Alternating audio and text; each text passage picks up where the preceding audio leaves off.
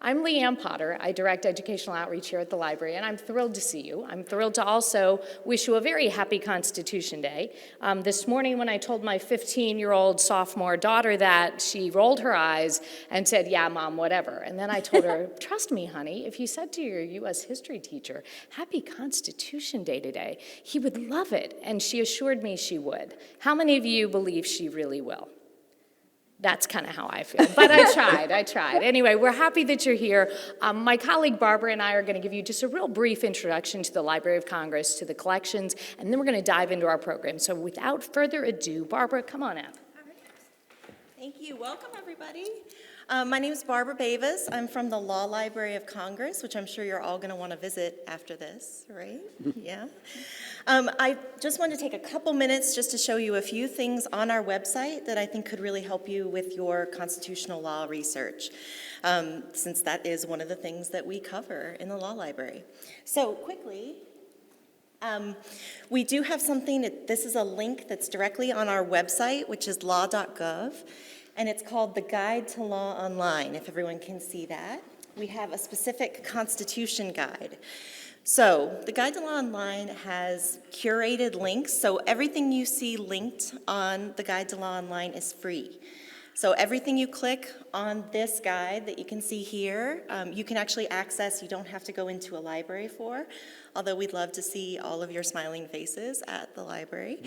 This might help you if you're just trying to kind of figure out how to start your research. It has Constitution legal research guides, as well as the Constitution in other languages and other resources.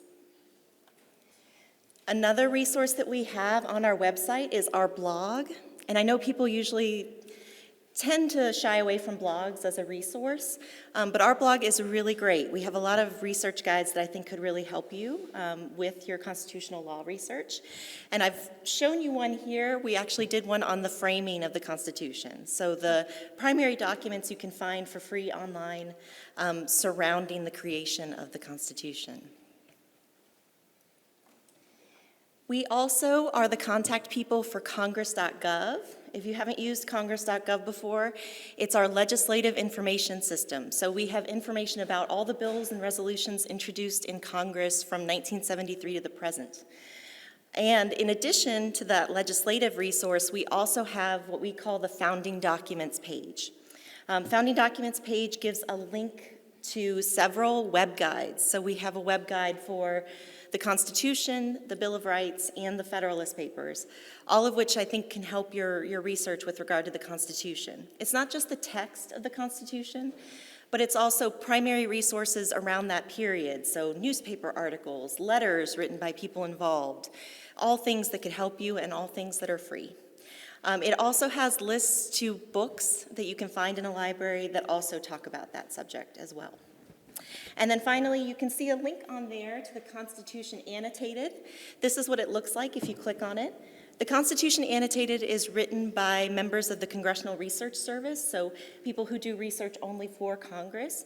And they've gone through each part of the Constitution and its amendments, and they've talked about the history of the creation of those sections of the Constitution, as well as U.S. Supreme Court cases that have interpreted those parts of the Constitution.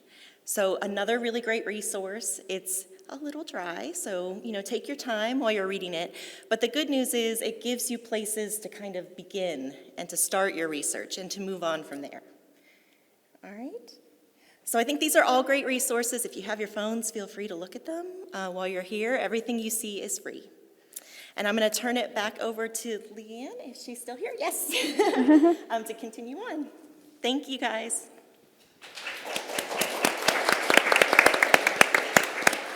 I'm just curious, how many of you have ever explored the library's website before? How many of you think maybe it might be a good idea to check out the Library of Congress's website once in a while? This is where you all raise your hands. Okay, I'm going to keep going. I'm always blown away by what is available, and certainly the law library is no exception.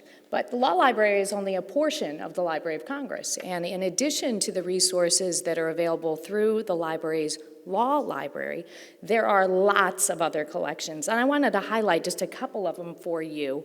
And I'm going to draw particular attention to two primary sources that are within the library's collection because the stories around them, I think, are just so terrific that I hope they'll be sort of the starting point for a fun conversation that you guys are going to have at your tables in a little bit. So the main library's website is just very straightforward. It's loc.gov. Okay, so on the library's main website, you'll see where it says library catalog, and then it says digital collections, and then researchers, copyright office, congress.gov, law library, and then teachers. I'm going to show you just one little section under that digital collections. The one item I wanted to make sure you saw is that the Library of Congress holds the papers of George Washington. You've probably heard of this guy, and you probably know that he had something really important to do with the Constitutional Convention, yes? Have you started all that yet? Yep. So within his papers are letters that he wrote to different individuals, as well as logbooks that he kept, receipts that he kept. George Washington was an amazing record keeper, and all of his papers are held here at the Library of Congress, and all of them have been digitized and are available online. And one of the items that's in that collection is a letter that he wrote to a man named Henry Knox in March of 1787. Have you guys ever heard the name Henry Knox before? Who was he? Do you remember? Yeah, exactly. So he was he becomes the first Secretary of War, but during the American Revolution, he was in charge of the artillery, and he and George Washington became really, really good friends. In fact, and I got to tell you, Henry Knox is one of those people to really get to know because before the Revolution, he was a bookseller. So people here at the library really think highly of him. He was a lover of books. Anyway, he and George Washington were very good friends and very, very dear friends. And in March of 1787, George Washington writes him a letter. And we know about this letter for a couple of reasons. One, because there's a copy of the letter in one of George Washington's letter books. Now, you know today when you guys send emails to people, if you still send emails, I know everything else is, like Snapchat or something, but if you send an email, you know how in your mailboxes, you've got your mailbox, you've got your inbox and your outbox, so you can see what you sent? Well, back then, people like George Washington kept letter books, and what they were literally big books where they kept copies of the letters that they wrote. And so if you go into the letter book of George Washington from the spring of 1787, there is a copy of the letter that he sent to Henry Knox, and then in another collection is the response that he received back from Henry Knox. But in the letter, he says, "My dear sir," and then he goes on, and then he gets into the meat of the letter. And what he asks is this. He says, it's March 1787. The Constitutional Convention doesn't even begin until May, and he's saying to Henry Knox, he's like, so I've been asked to go to this convention in Philadelphia, and I'm deciding whether or not I'm going to go, and I'd really like your advice. That's the essence of this letter. He's saying, a thought, however, has lately run through my mind, which is attended with embarrassment. It is whether my non-attendance at this convention will not be considered as a dereliction to republicanism, nay more, whether other motives may not, however injuriously, be ascribed to me for not exerting myself on this occasion in support of it. And he goes back and forth, so it's the most wonderful letter. And George Washington, it's not language like we hear today, but the wishy-washiness of it is really incredible to me because we take for granted that George Washington went to the convention, that he becomes the president of the convention, and he eventually becomes the president of the United States. And we assume that that's the way it was always going to work out. And in this letter to Henry Knox, we get a totally different picture of what could have happened because it's so tentative. George Washington wasn't even sure he was going to go, and he's asking his friend for some advice. So that's one of my all-time favorite letters, and it's buried within thousands of other letters within the Washington papers here at the library. But the library also holds papers related to many of the other delegates. I know that as some of you came in today, you saw some of our Alexander Hamilton collection. So the library also holds the papers of Alexander Hamilton, and again, all of them are available online as well. The library also holds a diary of a man named James McHenry. And if you go to the exhibitions part of the library's website, there's a section called Creating the United States. It was an exhibit that was here at the library a number of years ago, and featured in that exhibit was this diary of this man named James McHenry. He was a delegate from Maryland, And he wasn't at the convention for the entire duration, but he kept a diary for the period that he was. And the reason I wanted to show you this is because this was written 231 years ago today. So it's September the 18th, 1787, and this is what he records in his diary. I don't know how good you are at reading, handwriting here. But it says, a lady asked Dr. Franklin, "Well, doctor, what have we got, a republic or a monarchy?" "A republic," replied the doctor, "if you can keep it." You've probably heard that story before. This is the only recording of that conversation ever having happened in this man's diary that's here at the library. And this notion of responsibility in terms of what kind of a government have we got? Well, a republic if we can keep it. That's sort of the conversation we're going to be having today. And it is my absolute pleasure to welcome Cynthia and Sandy Levinson, who have written the book that's sitting at your tables, and they're going to be talking with you briefly this morning about it, about their research, about their work, and then give you an opportunity to do some talking as well at your tables about some issues related to the Constitution and its relevancy all these 200 years later. So Cynthia and Sandy, thank you for being here. Thank It's all you. yours. Let's see. Thank you. We need to get to, we want to thank Leanne and Sasha, the Law Library, the Young Reader Center, Karen Jaffe, many other people here for inviting us. And of course, we thank you all very much for coming. You are the reason that we wrote this book.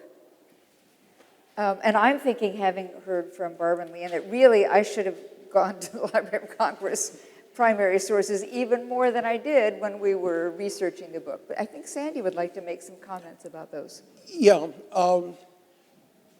The title, Fault Lines in the Constitution, as many of you no doubt pick up, is an allusion to a geological phenomenon, that there are fault lines that we don't see buried in the land or in the oceans. Particularly in the East Coast, we might not think of them because this is an earthquake zone until an earthquake, I think several months ago, happened in Delaware, to the surprise of many, many people. If one lives on the West Coast, one is very familiar with earthquakes and fault lines. And the idea that what you ignore most of the time and live very happy lives in San Francisco or LA or Seattle could in fact come to an end if the fault lines slip. And so that's where we get the title from, that there are fault lines within the Constitution that unfortunately we rarely think about.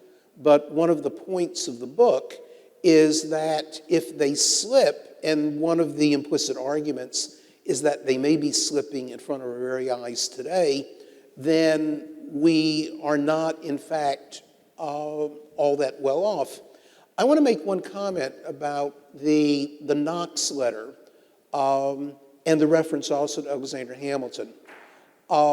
Hamilton in 1775, I suspect that many of you have heard the soundtrack to Hamilton, which I probably listened to literally 100 times.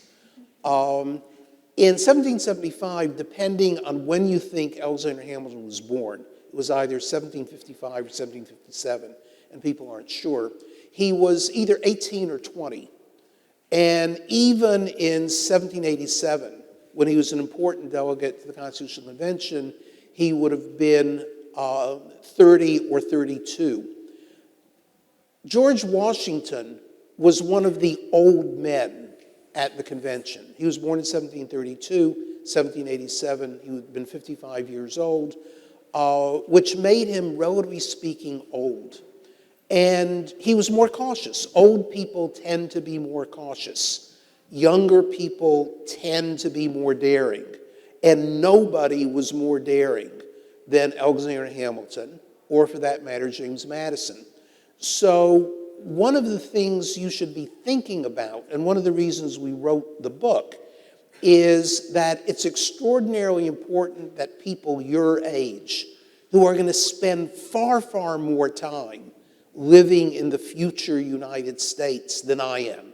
It's simply an unfortunate fact of life. Well, it's not unfortunate for them. That is true. That we're really talking about your future and the importance of youngsters thinking about the future and thinking about the fault lines. Yes, this is Constitution Day, and in our own way, we're celebrating Constitution Day. But for me, at least, and I think for Cynthia as well, part of the celebration is the audacity of the framers thinking for themselves about what needed to be done. So that Alexander Hamilton, for example, freely referred to the existing system of government in 1787 as imbecilic. You don't have to believe that our current form of government is imbecilic in order to believe that there might be fault lines that should be examined, and that the best way we celebrate Constitution Day is to think, as I say, about the courage and audacity of the framers, and especially, frankly, of the younger framers. George Washington never spoke at the Constitutional Convention until the very last day. As the letter suggests, his importance is that he was what would later be called the father of our country, and if he hadn't been at the convention, it would have been extraordinarily important because of who he was. But otherwise, he was silent. That's not true of the 30-year-old Hamilton, the, I think, 36-year-old Madison, and other people who were roughly the same age or even younger. They were the ones actively talking about the future, really arguing with one another, losing battles. The framers did not all agree with one another. They agreed, almost all of them did agree, that the Constitution was imperfect, and that's why there's an amendment clause. So I want to put Constitution Day and the framers and the importance and our gratitude about your being here in that context. And you'll see near the end of the time that we're here together that we really take seriously the need to take the Constitution and its fault lines seriously and to consider how to change it. So in our book, Fault Lines in the Constitution, we talk about 18 fault lines. You'll be glad to know we're not going to talk about all of those today, but we are going to talk about 3 of them. Sandy is a constitutional scholar. I write for kids, and I do a lot of research, of course. And even though Sandy has been working on this issue for well over 20 years, I don't think I had taken it so seriously until we wrote this book together. I refer to us on various social media as the co-authors. One of the fault lines that I certainly did not think about nearly so seriously, and as Sandy says, we do take this very seriously, the need for change. One of the assumptions, and as Leanne says, we take the Constitution for granted. But one of the things that I seriously question and continue to is a basic part of the Constitution, the Senate. So, how many of you, say in the last week, raise your hand, had cereal, a muffin? I had a chocolate muffin this morning. A soft drink? Yeah, right. Okay, a lot of hands up. What on earth does this have to do with the U.S. Senate? Well, it actually is closely related. All of these food items have corn syrup in them. Corn syrup is not good for us, but it's in a lot of foods that we eat, and that's related to the Constitution, to the Senate. So, how does that happen? Sandy, do you want to give the background to this? It happens, frankly, because there is legislation that subsidizes the production of corn and therefore of corn syrup. I wonder if you want to go back to sort of the history and how we ended up with 2 senators. Okay, well, okay. And Okay. So why do we have that legislation? The answer is not really the House of Representatives, where representation is proportional. So California has, I think, 54 members of Congress. We're from Texas most of the year. Texas has 36 members of the House. So their small states have small numbers of representatives. There are 7 states that have more senators than representatives. That is, they have 1 representative, the minimum number, but they have 2 senators because the Constitution says each state gets 2 senators. So you really have to look at the Senate in order to understand a lot of agricultural policy. There, it turns out that the small population states also tend to be more rural than the large population states. Texas has tons of acreage, but we also have 4 of the 11 largest cities in the country. We're the densest state in the country, which most people don't realize. They think of Texas as full of ranches and things like that. But the senators from the upper Midwest in particular have lots of power in the Senate because of the each state gets 2 senators rule, and also the nature of bicameralism, which we talk about. Pardon? Yeah. That there are 2 houses of Congress, not 1. And for a bill to become a law, both houses have to agree, every dotted I, every crossed T. Now, the Senate and the House are very different precisely because House is proportional, Senate is not. How'd that come about? It came about because of what is often called the Great Compromise, capital G, capital C, where the small states basically said, we're going to walk out if you don't give us equal representation in the Senate. James Madison, the so-called father of the Constitution, thought this was a terrible idea. He never, ever had a good word to say about equal voting power in the Senate. But he did ultimately agree to accept it because the alternative would be no Constitution. Let me point out that another very, very important compromise that people never referred to as a capital G, capital C great compromise was the one saying that slaves would be counted as 3/5 of persons for computing the voting power of states. And this meant that slave states got extra representation in the House of Representatives because their slaves were counted as if they were really and truly being represented, which of course they weren't. But they did help give additional voting power to Virginia, and that does help to explain why Thomas Jefferson, instead of John Adams, was elected president in 1800. Both of these compromises were central to having a constitution at all. One of them, as I say, is often called the Great Compromise, the other isn't. But what's really important is that people didn't end up agreeing, it's really a fine idea that Delaware should have the same number of senators as Virginia. James Madison never agreed with that. That was a fine idea, but it was a price that had to be paid. Similarly, with regard to the compromises over slavery. We live with both of those compromises today in quite different ways. But with the Senate, in particular, we live with a compromise in that the small states have what we regard as excessive voting power in the Senate. And the voting power is translated to things like agricultural bills or subsidies, protection for coal production. Because not only are the states small, but it turns out that senators from small states represent fewer interests.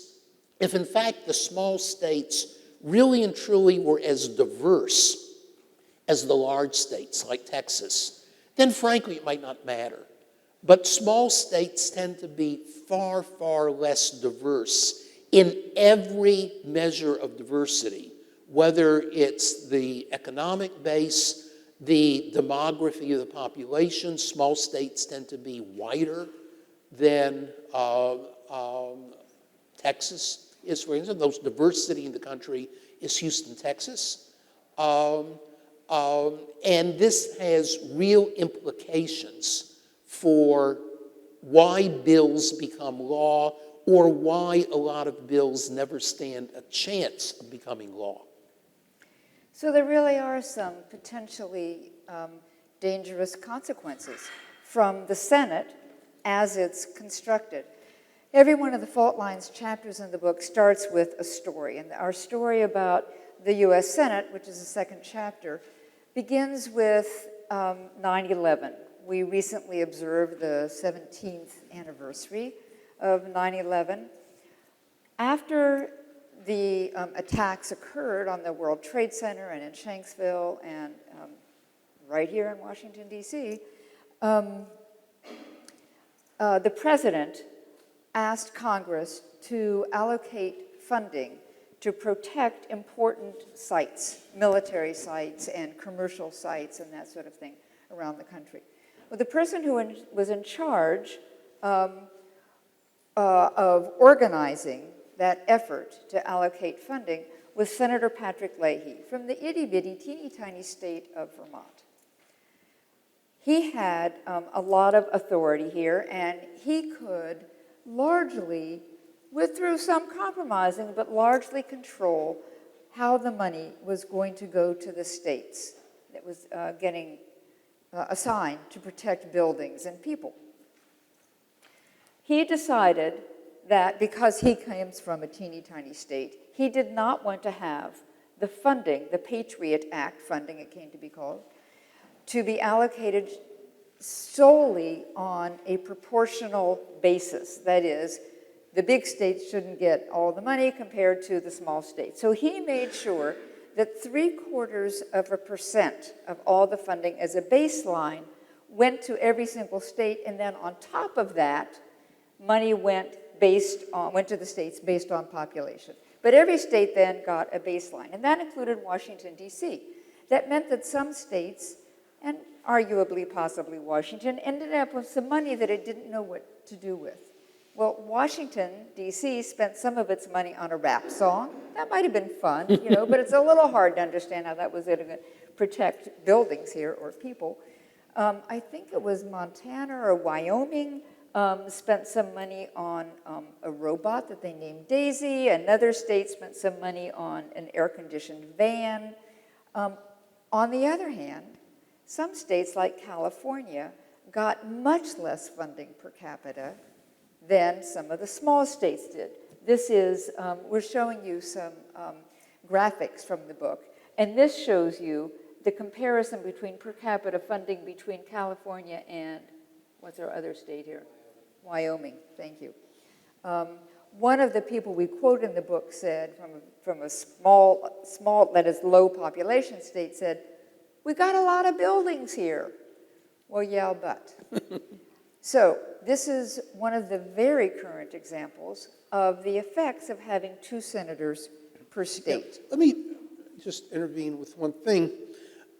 Those of you who are familiar with politics, and presumably people in Washington are more familiar with politics than anywhere else in the country, know that Patrick Leahy is a liberal Democrat. And the senator from Texas, both senators from Texas are conservative Republicans. But it's very important to realize that when it comes to bringing home the bacon for one's constituents, it may not matter all that much which political party we're talking about. That Senator Leahy or his colleague Bernie Sanders are very good senators for Vermont. And they're very concerned to make sure that Vermont gets what it deserves, and from the perspective of people who don't live in Vermont, maybe more than it deserves. So there are certainly ways in which it matters whether people are Democratic or Republican. But with the Senate, we really do want to emphasize that it may matter whether you come from a small state or a big state, and the Senate is certainly stacked, rigged in favor of small states. Okay, so we've just gotten the high side. We're just going to go on to a marathon here, a dash. So one of the other graphics that we have in the book shows the comparison. In 2016, more than half the population got less than half the Senate representation. This problem is going to get worse. The projection is that in 2040, 70% of the U.S. population will live in 15 states. So 70% of the population will have only 30 senators. The rest of the population will get the rest of the senators. So here's our corn syrup graphic and how bad it is for you. Washington, D.C. is chapter 6 in the book. You're probably very familiar with the situation. I'm sure you know who Congresswoman Norton is. She is looking frustrated here because undoubtedly, as you know, she can speak, she cannot vote. I believe you made a reference to Hamilton and whether or not you've listened to the soundtrack or seen the play. Well, it was about Washington, D.C. that the song, "It Was in the Room Where It Happened," is about because of a compromise. This is, of course, no taxation without representation. This is your license plates, right? And we have a list of recent grievances, including the fact that Washington cannot control its own budget or its own laws. Do you want to add something about this? There has been a proposal to make Washington, D.C. a state.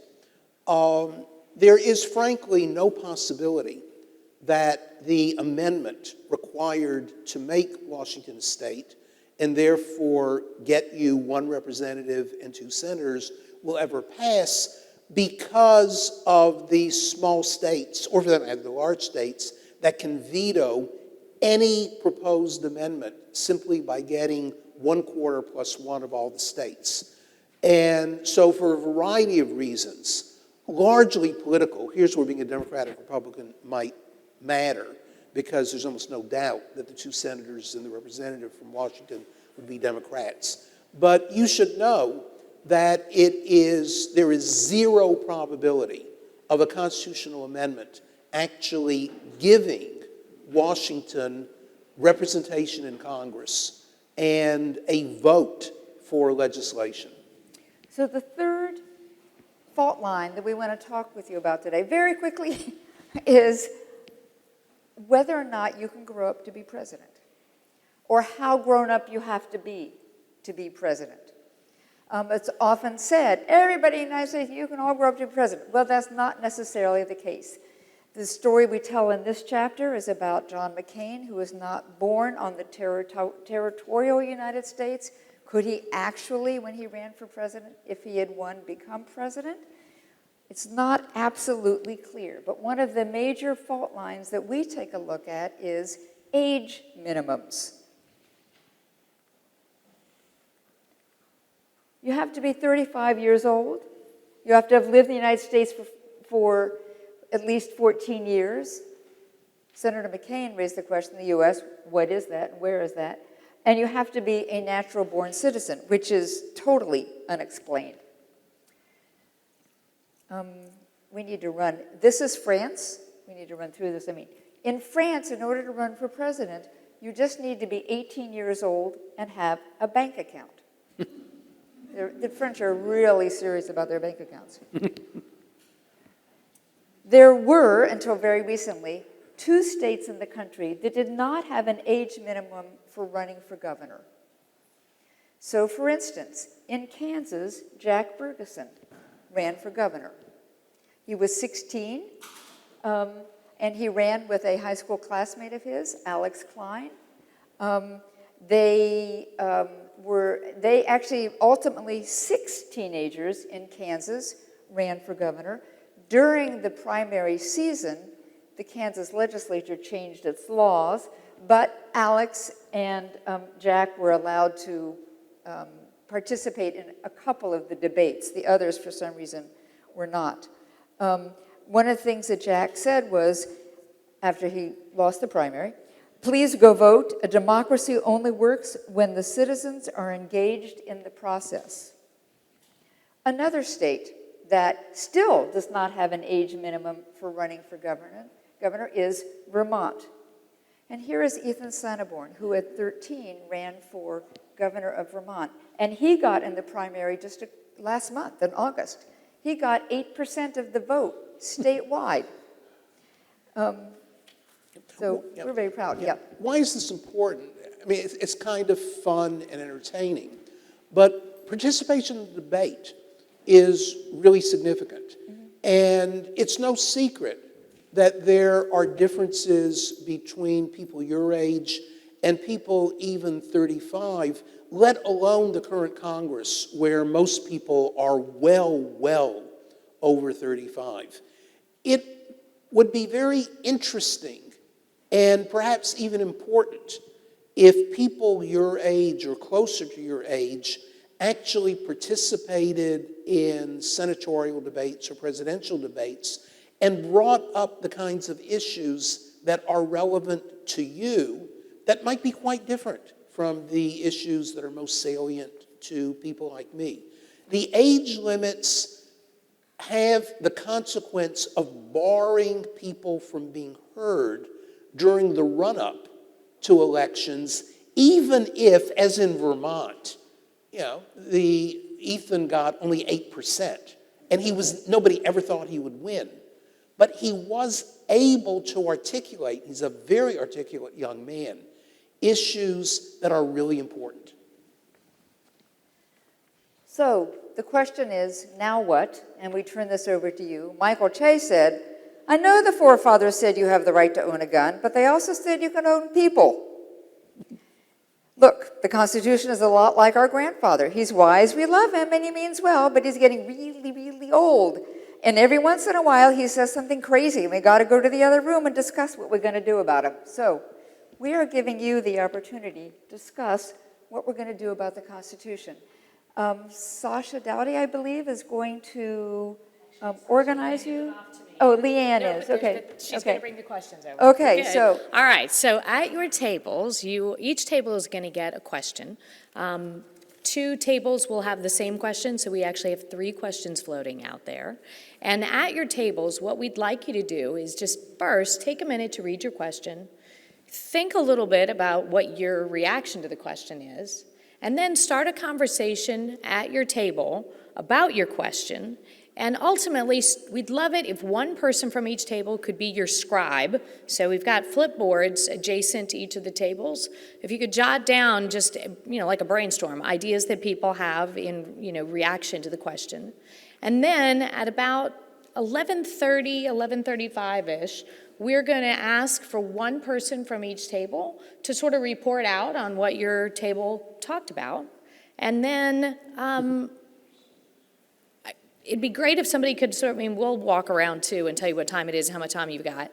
But keep an eye on how much time you've got. You basically have 20 minutes to have a conversation about the question that's been posed, brainstorm your reactions to it, and then report back to the rest of us about it. And do you want to mention the blog also? Yeah, and then once we report out, Sandy and Cynthia have a blog associated with the book, and they have agreed to make their next blog post come out of your discussions today. So we're going to also ask you to vote on what topic you think they ought to describe in their next blog post, and we'll do that at the end of our conversation as well. So you got about 20 minutes. Go ahead and just start talking to each other. And I know I can tell watching your body language, it's time for you guys to talk. So it's your turn. Talk. It should be a requirement, but it's helpful to have a high school education to help you form your ideas.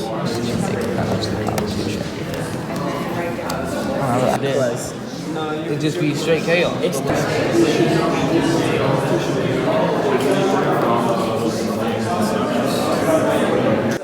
Right. Like I said,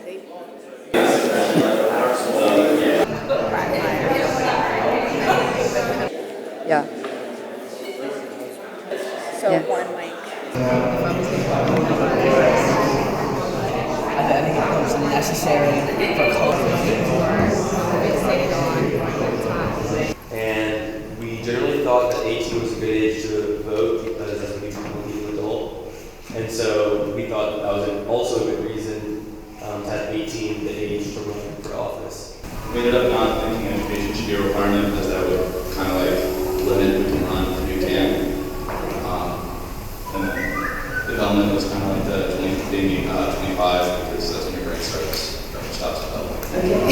We feel that we're not authorized in 2018 just because of a lot of, because of how the political climate is right now, and that changing the Constitution and all the things that it would have to go through and everyone's opinion on it would just, it would make America. Convention could be dangerous for government. I mean, you don't necessarily have a foundation, and the founding fathers did a good job with creating a government that's lasted 200 years so far, and there's not necessarily any change. Now, on the other side of that, it depends on the view that you have of America. Is there a problem that we can just change the laws, or are there fundamental problems with the process in which we make laws? And so if you have a view that there is fundamental problems, a constitutional convention would expedite the process for fixing those problems, and it forces you, it not only expedites it, it forces you to actually address those problems, find the faults and fix them. So we said that having a constitutional convention wouldn't be the best thing to do, but having a constitutional convention to amend some things would be a good thing. That's restart the whole constitution. So on our paper, we have listening to immigrants for one would be a really good thing to start to do, because Washington D.C., but states in the nation period have jobs that would offer to immigrants. So building a wall that would be such a good thing to do. And I know that that is on topic today.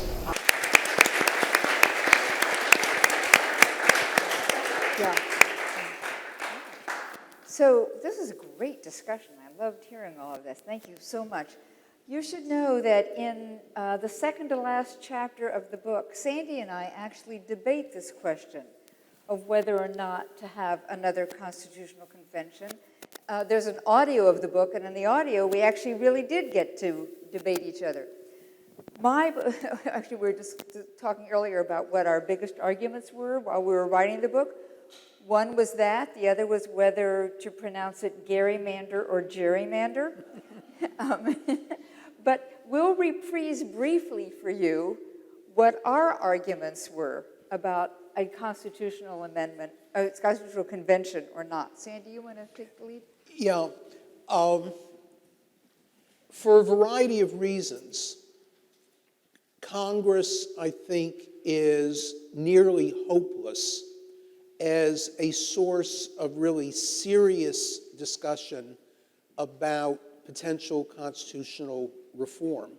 Some of this has to do with the fact that members of Congress benefit from current structures. So Cynthia mentions our debate about gerrymandering or gerrymandering, but the important thing is that the House is structured in such a way that I think has all sorts of unfortunate consequences. It's unrealistic to believe the House would really address them. Secondly, even if one is less cynical about members of Congress, they're extraordinarily busy and don't have the time to take literally months or even a year to discuss with sufficient seriousness the kinds of questions, frankly, that we raise in the book. Alexander Hamilton writes in the very first paragraph of the very first Federalist paper in 1787 that the great challenge facing Americans, but also the model that Americans can present to the world, is whether we are capable of engaging in reflection and choice about how to be governed. And really the wonderful thing about 1787, 1788 is that there was intense reflection and choice, at least by those people, white males, who were viewed as part of the political class. But they were at each other's throats with regard to very basic discussions. I believe that the only way to get the kind of truly serious reflection and choice that we need 231 years later is through another constitutional convention. Cynthia disagrees. I think it's nuts. The framers gave absolutely no idea of how this would take place. They just said, there could be another way to do this. There's no way to know how the delegates will be chosen, what authority they have. You know, you may have specific issues that you don't like about the Constitution, or not. I mean, you know, a couple of groups said that our country's done fine so far. Well, there was this matter of a civil war. But except for that and some other things, you might think the Constitution's fine in general, but have a couple specific questions, maybe about the Second Amendment, for instance. But there's no way to, once you open it up, once you have a constitutional convention, just the way the framers completely overturned the Articles of Confederation, the whole thing could be up for grabs. I would say we might risk losing the First Amendment, freedom of speech. Sandy thinks that wouldn't happen, but who knows? So I just think it's too risky. And that's the debate, basically, that we have going back and forth in the last chapter of the book, and the second to last chapter. In the last chapter, actually, we give the Constitution a grade. And we invite you, as you read through the book, to think about what your grade for the Constitution would be. We base it on our device, our guidelines for how to judge the Constitution is the preamble. So we invite you to look closely at the preamble as the values basis for the Constitution and grade it according to how well you think it meets those goals for the Constitution. We would love, there may be another end here by the library people, we would love to know if you have any ideas for our blog. We blog twice a month. We're going to ask your teachers and librarians who are here if they would like to sign up for the blog, and we would like your ideas so that our next blog can come from you. Well, on behalf of the Library of Congress, we are so happy that you were able to come this morning and that you participated as actively as you did. I can't tell you how exciting it is, really. I mean, young people talking about our Constitution is exactly what needs to be happening. And the fact that we were doing that today makes me very, very happy. And I hope you had fun at the library. The Library of Congress can be a pretty imposing and scary place, and we don't want it to be. We want it to be a really welcoming place. We want it to be a place where you are excited to come and that you want to come and not only participate in programs, but you can also come and do research as well. And of course, we want you to all become our interns one day and then our colleagues. So first of all, thank you again to the Levinsons. Thanks to all of you. Hope you have a terrific Constitution Day, and a big shout out to your teachers for getting you here. Thank you all very, very much. Thank you.